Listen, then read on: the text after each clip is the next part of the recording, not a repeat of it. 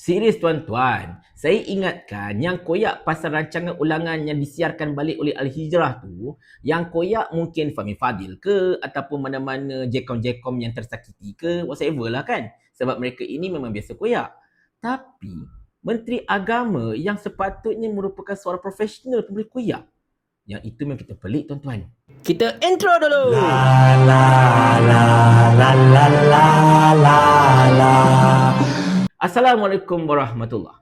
Seperti mana saya katakan tadi tuan-tuan sekalian, berkenaan dengan isu TV Al-Hijrah tersiarkan kembali ataupun ulang tayang satu rancangan nasyid yang memaparkan beberapa minit penampilan mantan Menteri Agama, sebab rancangan itu pun disiarkan ataupun diterbitkan ketika zaman Perikatan Nasional kan, di mana adalah satu babak itu penyampaian hadiah kepada para peserta yang disampaikan oleh mantan Menteri Agama iaitu Ustaz Idris Ahmad.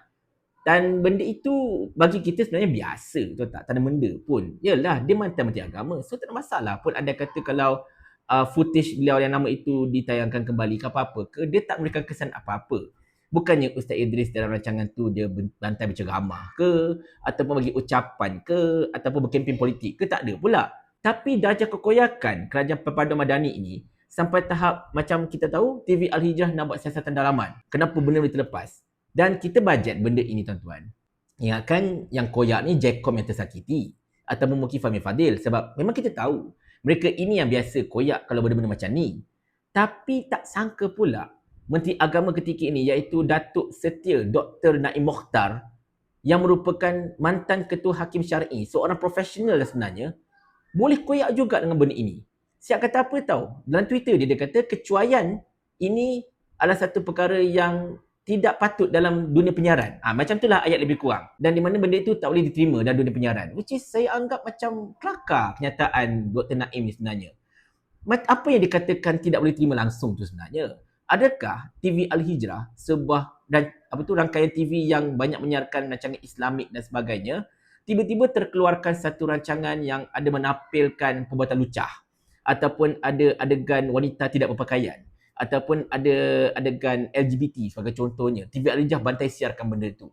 Yang itu bolehlah kita kata kecuaian yang tidak patut dilaksanakan ataupun perlulah dielakkan, tidak boleh terima sebagainya. Sebab benda itu berlawanan sama sekali dengan konsep TV Al-Hijrah itu sendiri. Tapi kalau setakat satu rancangan yang memaparkan mantan Menteri Agama itu pun beberapa minit dan macam saya sebutkan tadi, sekadar untuk menyampaikan hadiah. Bukannya untuk berkempen politik ke, bukan berucap ke, bukan ceramah ke apa-apa ke, nak menyampaikan hadiah. Itu pun dianggap macam satu benda besar, tak boleh terima sama sekali. Pelik juga di masalahnya. Dan kita rasa takjub jugalah tentang darjah kekoyakan mereka ini daripada atas sampailah ke bawah. Dan kita balik kepada Dr. Naim. Kita sepelik tahu kenapa beliau boleh koyak dengan benda ini sampai menggunakan Twitter seperti itu. Dan yang bestnya Twitter tersebut telah di-like oleh Datuk Seri Anwar Ibrahim pula tu. Itu yang kita tak tahulah macam mana cerita je kan. Cumanya, kepada Dr. Naim, saya faham mungkin anda merasakan bahawa TV Al-Hijrah ni tak payahlah promote mantan-mantan menteri terdahulu. Tetapi bagi saya tak ada masalah sebab sesiapa pun yang pernah menjawab Menteri Agama, seandainya kalau TV Al-Hijrah atau mana-mana TV pun contohnya nak menyiarkan footage lama, tak ada masalah. Sebab itu sejarah. Semua orang tahu benda tu. Kan, kita pernah tahu juga, kita pernah ada Jamil Khair Bahrum sebagai Menteri Agama. Kita tahu kita pernah ada Mujahid Isurawa sebagai Menteri Agama. Kita tahu juga Al-Fadil, Saibul Samahah, Ustaz Dr. Zulkifli Al-Bakri juga pernah menjadi Menteri Agama, mantan mufti. Dan juga of course Ustaz Idris pada tahun 2022 dan kini ialah Datuk Doktor sendiri. Which is betul-betul biasalah, tak ada masalah. Dan sekiranya kalau selepas ini kerajaan bertukar dan let's say kalau Datuk Doktor ada program, muncul dalam mana-mana program dekat Al-Hijrah ke mana-mana ke, dan tiba-tiba pula rancangan tersebut diulang tayang, bagi saya itu tak ada isu. Benda tak ada isu. Sekurang-kurangnya benda itu bukanlah satu rancangan yang jahat ke, rancangan politikal ke apa-apa ke, tapi saya rasa pelik dengan respon Datuk Doktor berkenaan dengan perkara ini. Macam benda itu merupakan satu dosa besar pula sebenarnya. Sedangkan Datuk Doktor selaku Menteri Agama ada satu isu yang lebih besar di tangan yang perlu Datuk Doktor tangani sebenarnya, iaitu sikap orang bukan Islam yang orang kata apa, cuba untuk mengganggu gugat ataupun hendak masuk campur berkenaan dengan pelaksanaan silibus hadis 40 dekat sekolah menengah kebangsaan agama kan. Dan of course baru-baru ini macam mana kita tahu konsert Capci kan, konsert Capci 50 tahun yang of course menyaksikan kehadiran Perdana Menteri sendiri. Perdana Menteri dan isteri datang ke konsert itu, dan dalam konsert itu pun kita nampak aksi yang terkinja-kinja, ada wanita yang berpakaian langsung tak sempurna, dan basically ni konsert lara lah senang cerita. Dihadiri oleh Perdana Menteri dan juga Menteri Komunikasi dan Digital. Yang lebih memalukan ialah dalam konsert 50 tahun Capci itu, ada juga pelajar tahfiz. Sekolah tahfiz tah mana tak tahu pergi hantar pelajar tahfiz, pergi duduk dekat konsert tersebut, tengok perempuan pakai tak siap dekat atas stage sebagainya. Habis hilang dia punya hafalan.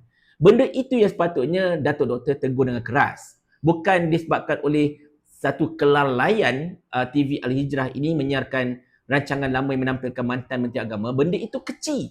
Tak payah nak Twitter pun. Benda itu kecil sangat-sangat sebenarnya. Kan? Datuk Doktor boleh just orang kata apa, anggap benda itu macam tak ada benda, it's okay, no problem kan. Lagipun dia adalah bekas rakas jawat saya sebagainya, dia pernah mengisi kursi saya ini sebelum ini, tak ada masalah kan. Let's bygone be bygones lah. Dan orang akan memuji Datuk Doktor atas kebesaran hati Datuk Doktor dalam menangani isu Al-Hijrah tersalah tayang cerita ni. Tapi bila Datuk Doktor bereaksi seperti ini, dan dalam masa yang sama juga kita tahu ada satu konsert yang tidak sepatutnya berlaku kan. Even baru-baru ini pun viral berkenaan dengan sekumpulan penari berpakaian pakaian ala Arab yang orang kata belly dancing tu kan, yang sangat-sangat seksi dekat Bukit Bintang. And then kemudian banyaklah benda-benda berkaitan dengan agama yang memang lebih patut disentuh oleh Datuk Dr. Naim, tapi Datuk Doktor tak sentuh. Yang itu yang kita rasa macam sangat-sangat pelik dan tidak sepatutnya berlaku lah Datuk Doktor. Jadi bagi saya lah kan, minta maaf sekadar untuk menyampaikan pandangan selaku rakyat dan juga sebagai seorang Islam, Datuk Doktor tak payah nak embroil lah dengan political sense macam Al-Hijrah tersalah tayang rancangan ke apa-apa ke yang menampilkan mantan menteri lama ke. Datuk Doktor tak payah nak embroil benda itu.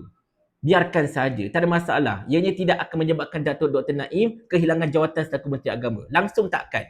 Okey? Tetapi dalam masa sama juga, Datuk Dr. Naim lebih patut untuk menyentuh isu-isu yang sensitif terhadap umat Islam seperti mana yang telah saya sebutkan tadi itu. Itu lebih patut.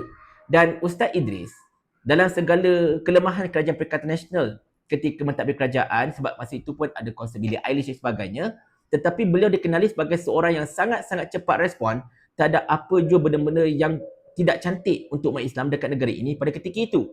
Bahkan berkenaan dengan konsert Billie Eilish pun, beliau ada respon juga. Ada memberikan pandangan dan beliau telah menjelaskan situasi dan orang pun faham.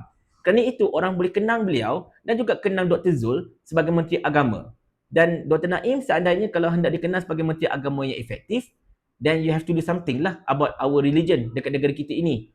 Dan saya yakin Dr. Naim, kalau dia tanyakan kepada sahabat-sahabat Pakatan Harapan pun, masing-masing akan bertanyakan, kita ada Menteri Agama ke?